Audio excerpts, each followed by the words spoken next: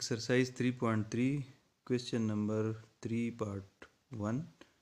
आपसे रिक्वेस्ट है सबसे पहले कि अगर आपने इस चैनल को सब्सक्राइब नहीं किया तो काइंडली सब्सक्राइब कर ले और बेल आइकन को भी दबा दें ताकि वीडियो जो मैं अपलोड करूं तो आप तक बर वक्त पहुँच सकें। डिटर्मिनेंट गिवन है एक डिटर्मिनेंट और ये प्रूफ करना है कि ये सम ऑफ टू डिटर्मिनेंट्स है। इसमें जो कॉलम है थर्ड वो प्लस प्लस यानी दो नंबर्स के प्लस हर एक एंट्री जो है ना इस कॉलम की वो दो नंबर के प्लस के बराबर है।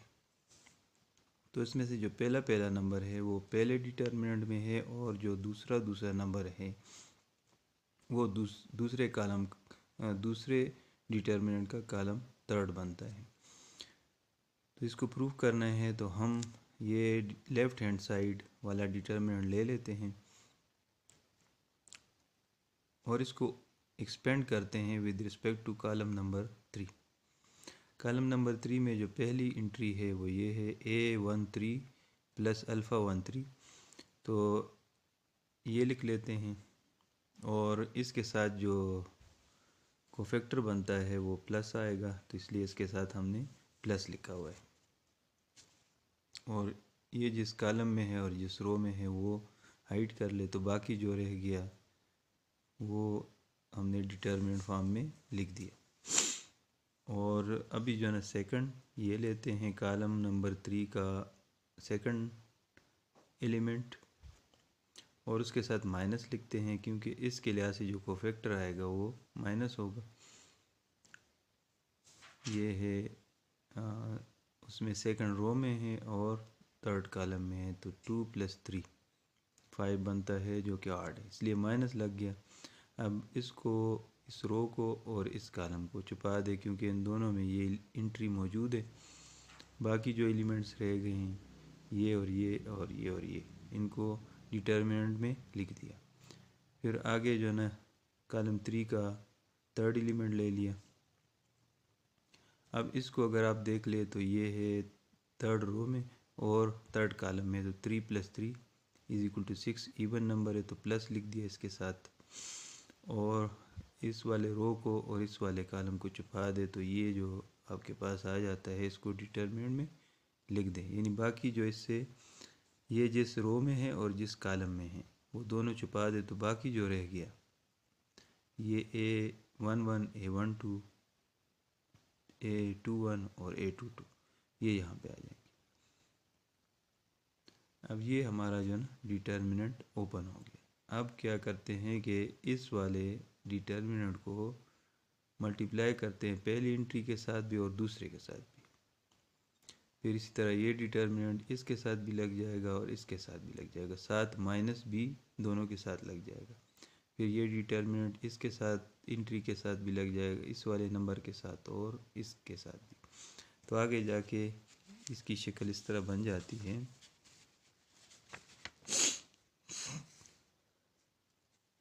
तो वही जो मैंने आपको ये डिटर्मिनेंट इसके साथ लग गया, फिर ये पहले वाले नंबर के साथ और माइनस भी उसके साथ लग गया और ये डिटर्मिनेंट पहले नंबर के साथ लग गया, ठीक हो गया। तो ये हमारे पास एक शक्ल बन गई। प्लस अब दूसरे नंबर के साथ ये डिटर्मिनेंट भी इसके साथ लग गया, ये डिटर्मिनेंट भी इस नंबर के साथ लग गया और माइनस भी लग गया। ये डिटर्मिनेंट भी सेकंड नंबर के साथ लग गया। तो तमाम डिटर्मिनेंट्स को सेकंड नंबर के साथ लगा लिए तो ये जो सेकंड ब्रैकेट में है ये आ जाता है हमारे पास। अब जो पहला है ये बेसिकली ओपनिंग है या एक्सपेंशन है ऑफ द डिटर्मिनेंट दिस, क्योंकि देखिए A13 A23 और A33 ये हमारे पास आ गया। तो A13 A23 और A33 ये कॉलम हमने बना दी। अब इसके साथ जो है ना देखिए डिटर्मिनेंट कौन सा, तो A13 यानी ये रो छुप गया और ये कॉलम, तो बाकी जगह में ये लिख लिया A21 A22 A31 और A32 ये लिख दिया। अब रह गया ये जगह, तो ये इससे क्लियर हो जाएगा। तो -A23 A23 का मतलब है कि ये रो और ये कॉलम दोनों चुप गए, रह गए ये दोनों और ये दोनों, तो ये डिटर्मिनेंट है। तो इसमें A11 और A12 यहाँ पे लग जाएंगे, और A31 और A32 ये यहाँ पे दोनों पहले ही लगे हुए, तो इसलिए ये डिटर्मिनेंट बन जाता है। और प्लस ये वाला, और इसको अगर आप देख ले तो ये है expansion of the determinant this, ये α13, α23 और α33 यहाँ पे लगा ले, और जिस तरह ये हमने डिटर्मिनेंट बनाया था इसी तरह डिटर्मिनेंट बना दे। α13 का मतलब है कि ये जगह, ये रो और ये कॉलम आप हाइड कर ले, तो ये जो जगह बाकी रह जाती है इसमें ये पहला डिटर्मिनेंट लगा लें। यहाँ पे इसके एलिमेंट्स है A21, A22, A31 और A32, तो यहाँ पे A21, A22, A31, A32। अब ये दोनों जगह अभी तो लगी हुई है लेकिन ये खाली होंगी, तो वो इससे पूरी हो जाएंगी। और नेक्स्ट है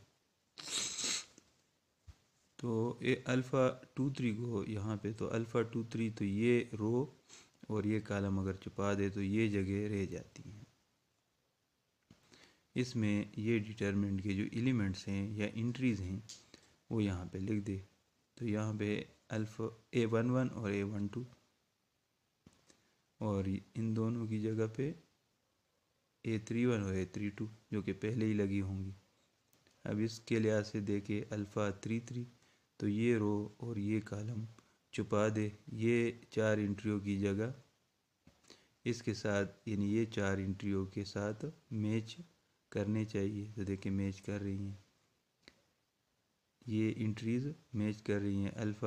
A11, A11, A12 तो ये A12, A21, A22 तो A21, A22, उसी तरह ये, तो ये डिटर्मिनेंट भी हमने बना दिया। अब ये दो डिटर्मिनेंट का प्लस है जो कि राइट हैंड साइड है। तो इस तरह ये क्वेश्चन मुकम्मल हो जाता है। अब पार्ट 2 पे आ जाएं।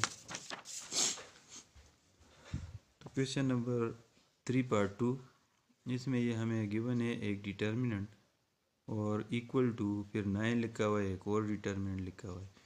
तो इसको हमने प्रूफ करना है कि ये determinant will be equal to 9 multiply by this determinant. तो ये लेफ्ट हैंड साइड ले लेते हैं ये डिटर्मिनेंट।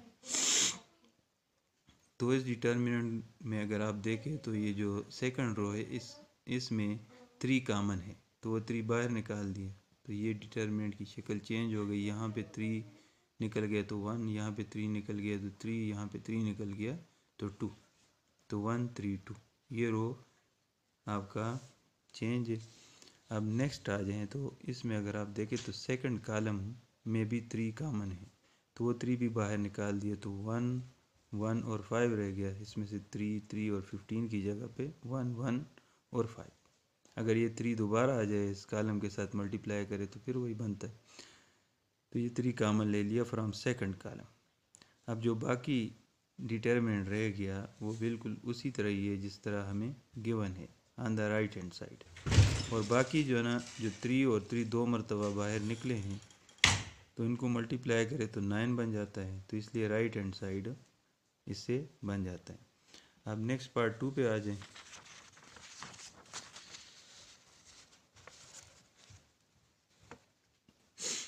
क्वेश्चन नंबर 3 पार्ट 2, ये हमें एक डिटर्मिनेंट गिवन है और ये प्रूफ करना है कि this is equal to L square in bracket 3a plus L. तो इस डिटर्मिनेंट को ले लें। इस डिटर्मिनेंट में ये है कि एक प्रॉपर्टी यूज़ करें कि कॉलम 1 के साथ कॉलम 2 और कॉलम 3 का प्लस ऐड कर लें, यानी ये तीनों कॉलम 1, कॉलम 2 और कॉलम 3 प्लस कर रहे, और जो आंसर आते हैं ना वो कहाँ पे लिखने हैं, वो कॉलम 1, तो कॉलम 1 कम्प्लीटली चेंज हो जाएगा। अब ये है फर्स्ट कॉलम की पहली एंट्री और यहाँ पे सेकंड कॉलम की पहली एंट्री और थर्ड कॉलम की पहली एंट्री, इनको प्लस कर दे और यहाँ पे लिख दे, तो ये 3a प्लस एल बन जाता है। फिर इसी तरह यहाँ पे सेकंड एंट्रीज़ को प्लस कर दे तो यहाँ पे लिख दे, वो भी 3a प्लस एल। ये a plus A plus A plus L, तो ये भी 3a प्लस एल। अब जो कॉलम 1 है वो ये बन गया और उसमें तमाम एंट्रीज सेम है, तो कॉमन ले ले 3a plus L. 3a plus L जब कॉमन लेते हैं तो बाकी क्या रह जाता है यहाँ पे 1 1 और 1। ये डिटर्मिनेंट इस तरह चेंज हो जाता है और डिटर्मिनेंट की वैल्यू पे कोई असर नहीं पड़ता। जो इसका आंसर आएगा और 3a प्लस एल से मल्टीप्लाई करे तो वही आंसर आएगा जो पहले वाली डिटर्मिनेंट को अगर वैसे ही ओपन करे तो। अब करेंगे क्या कि रो 2 से रो 1 माइनस करें। इस कंप्लीट रो से ये रो 1 माइनस करे तो रो 2 में तब्दीली आ जाएगी, जो आंसर आएगा वो रो 2 में लिखना है। फिर रो 3 से रो 1 माइनस करे और रो 3 की जगह पे लिख के, तो यहाँ पे शुरू हो जाते हैं। फर्स्ट रो को वैसे ही लिख दे क्योंकि फर्स्ट रो इज़ अनचेंज्ड। तो रो 1 से रो 2 से रो 1 माइनस करे तो 1 माइनस 1 ज़ीरो, तो ये ज़ीरो बन गया। फिर a प्लस एल माइनस ए, तो l बन गया a माइनस ए, ज़ीरो बन गया। फिर रो 3 से रो 1 माइनस करे तो 1 माइनस 1 ज़ीरो, a माइनस ए,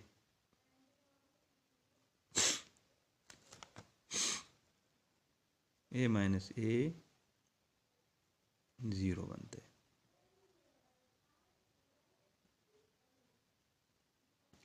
और a प्लस एल माइनस ए, तो l बन गया। ठीक हो गया।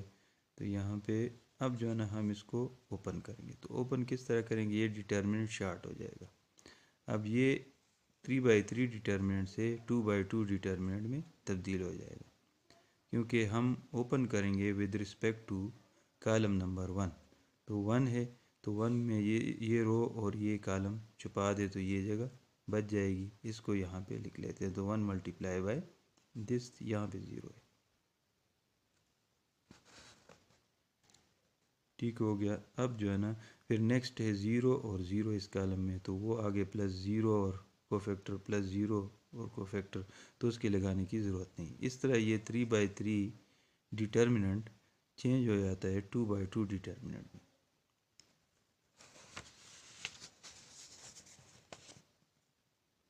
यानी इस कॉलम 3 के लिहाज से ओपन किया तो 1 ले लिए, पहला एलिमेंट है इसका, ये रो छुपा दिया और ये कॉलम, तो ये जो बच गया हमारे पास ये जगह बच जाएगी, वो यहाँ पे लिख लें एक डिटर्मिनेंट में।